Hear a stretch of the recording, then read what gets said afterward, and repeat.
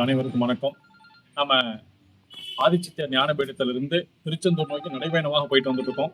இந்த வகையில இன்னைக்கு 4வது நாள் திருச்செந்தூர் நோக்கி நடைபயணம். 4வது நாள் கரூர்ல இருக்கோம். கரூர்ல கரூரார் சித்தருடைய ஆலயத்தில் தான் நம்ம நின்றுட்டு இருக்கோம். இந்த கரூரார் சித்தருடைய ஆலயம் நிறைய அமானுஷ்யங்கள் இருந்தது. அதை பற்றிய விவரங்களை நமக்கு திருப்பூர்ல இருந்து நம்முடைய நடைபயணத்தை சிறப்பு செய்வதற்காகவும் நம்மளை வாழ்த்தி வழியனுப்புவதற்காகவும் திருப்பூர்ல இருந்து வந்திருக்காரு. இந்த ஆலயத்தை பத்தி மிக சிறப்பான விஷயங்களையும் இன்னைக்கு சொல்றதுக்காக நமக்கு வந்திருக்காரு. அனைவரும் ஐயா சொல்றதை கேட்டு பயனடையுங்கள். ஐயா வணக்கம். ஐயா, இந்த ஆலயமாகப்பட்டது முசுகுந்த சக்கரவர்த்தியால் கட்டப்பட்டது. இந்த முசுகுந்த சக்கரவர்த்தி யாருன்னு கேட்டால், பொதுவாக நம்ம சிவன் ராத்திரி சிறப்புக்காக ஒரு விஷயம் சொல்லுவாங்க. ஒரு குரங்கு உயிர் பயத்துக்காக, ஒரு புலி துரத்தம் உயிர் பயத்துக்காக ஒடியாந்து ஒரு மரத்து மேலே ஏறி உட்காந்துருக்கு.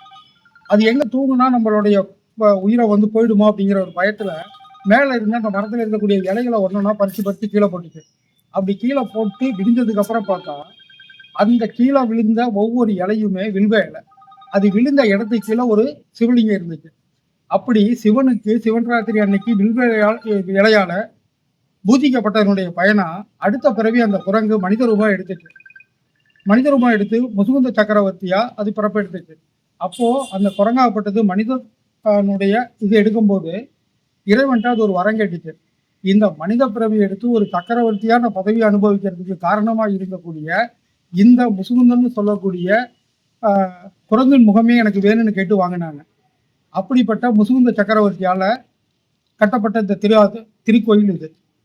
இது ஒரு பெரிய விஷயம்னு கேட்டீங்கன்னா, இந்த முசுகுந்த சக்கரவர்த்தி வாழ்ந்த காலத்துல தான் நமக்கு தெய்வானைக்கும் முருகப்பெருமானுக்கும் திருமணம் நடந்ததா, அந்த திருமணத்துக்கு ஐயா அழைப்பு மூலியமா சென்றதா ஒரு தகவல் இருக்கு. இந்த கோயிலோட இன்னொரு பெரிய சிறப்பு என்னன்னு கேட்டீங்கன்னா, இங்க புகழ்ச்சோழ நாயனார் அவர்கள் இந்த இதில் இந்த கோயிலில் அடக்கமாயிருக்காங்க. அதே போல் இந்த கோயில் சித்தர் கரூரார் உடைய சமாதி பீடம் இங்கே இருக்குது. இந்த கரூரார் யாருன்னு கேட்டிங்கன்னா, ராஜராஜ சோழனுக்கு ராஜகுருவாக இருந்து தஞ்சை பெரிய கோயில் கட்ட காரணமாக இருந்தவர் நம்ம கரூரார் ஐயா. அவருடைய ஜீவ சமாதி முன்னாடி இருந்து இப்போ நம்ம பேசிட்டு இருக்கிறோம். இந்த கோயிலுக்கு இன்னொரு சிறப்பு என்னன்னு கேட்டிங்கன்னா, ஒரு சிவபக்தனுடைய கையை ஒரு யானை கட்டி விட்டுச்சுங்கிறதுக்காக அந்த யானையினுடைய துதிக்கையை வெட்டின எரிபத்த நாயனார் வாழ்ந்த பூமி இந்த பூமி. நன்றி ஐயா, வணக்கம்.